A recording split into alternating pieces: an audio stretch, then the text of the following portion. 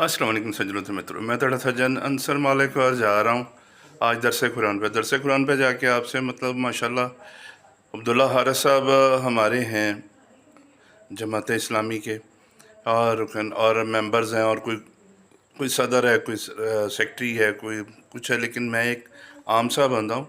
मेरे तो नेबर हैं सब, मैं इस बेस पे जाता रहता हूँ। मेरी कोई रुकनीत कोई ऐसी वहाँ पे नहीं है, लेकिन मैं ये नहीं कहूँगा कि अगर मेरी कोई वहाँ पे ओहदा या कोई ऐसी चीज़ नहीं है तो मुझे जाना नहीं चाहिए। मुझे जाना चाहिए क्योंकि दरस कुरान है, इसमें कोई किसी का रुकन होने का या कोई किसी चीज़ को सोचने का कि यार इन्होंने मुझे कोई ऐसा, मैं किसी ओहदे पे नहीं हूँ या मैं रुकन नहीं। मैंने सिर्फ़ और सिर्फ दरस कुरान के लिए जाना है। मैंने अपने रब को खुश करने जाना है, मैंने किसी को नहीं करना खुश। और इसलिए अपने रब को खुश करने के लिए अपने अच्छे अमाल करें, ताकि आपके मतलब इस अच्छे अमाल का जो है दर्जा और इसका जो है सवाब आपके वालदैन को भी जाएगा। वो सदका जारिया के तौर पे आपके वालदैन को जाएगा। आप अपने वालदैन के लिए सोच के जाएं, अपने आखिरत को संवारने के लिए सोच के जाएं, अच्छी सोच और अच्छी नीयत के साथ जाएं, ताकि आपको आगे अल्लाह पाक अच्छी उसमें खैर व बरकत दे। चलें जी, चलते हैं अहमद साहब की तरफ। मेरे नेबर हैं अहमद साहब, चौधरी अहमद साहब, उनकी तरफ है ये दरस कुरान, वो अक्सर रखते हैं। और अब्दुल्ला हारिस साहब दर्स देंगे इंशाल्लाह, और बाकी और भी रऊफ़ साहब हैं या और भी जितने लोग होंगे सब इंशाल्लाह वहाँ पे मुलाकात होगी। इसी बहाने सबसे मुलाकात भी हो जाती है और दरस कुरान का जो हमारे अंदर जो कमी है इस तरीके से वो भी हमारे से निकलती है। और हमें कोशिश करनी चाहिए कि हमें ऐसी महफ़िल जो ऐसे मुनक़्क़द की जाती हैं, हमें ऐसे जगह पे जाना।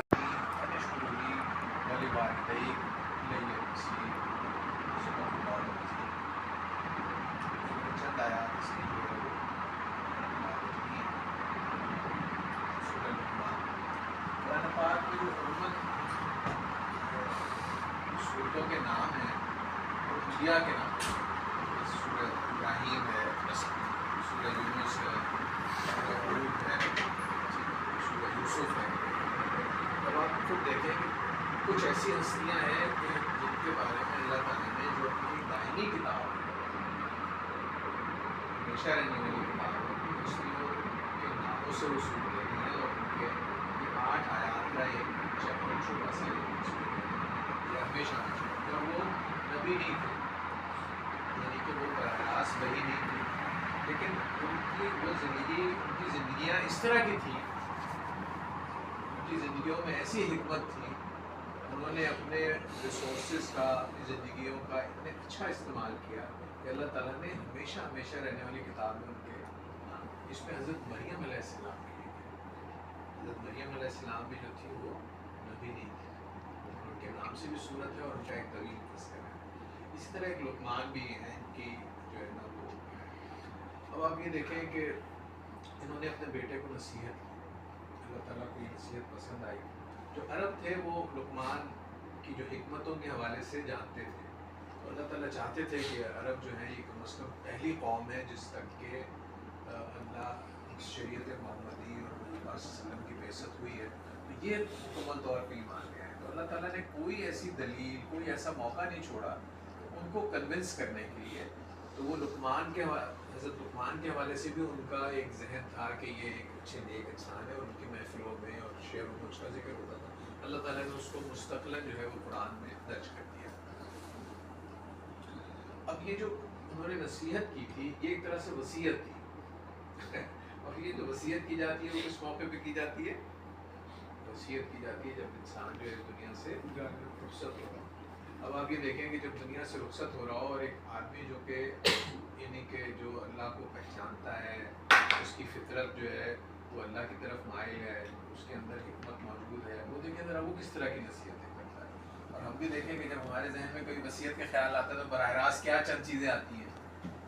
मेरा ख्याल है हमें इसका जायज़ा लेने में मुश्किल तो नहीं होंगी, हम सब, मैं भी अपना जायज़ा लूँ कि जब भी हम कोई बात करते हैं ना, कोई मतलब जाने लगे या हमारा वक्त यानी आखिरी के करीब आ रहा है, तो हमने क्या नसीहत, क्या वसीयत करनी है, तो वो देख अगर ज़रा ये देखेंगे अल्लाह ताला भी जो है ना ने जिस फ़र्द का इंतखाब किया اور قرآن پاک میں جسے ہمیشہ ہمیشہ کے لیے درج کر لیا، وہ دیکھیں وہ کس طرح کی باتیں کر رہا ہے اپنے بیٹے سے.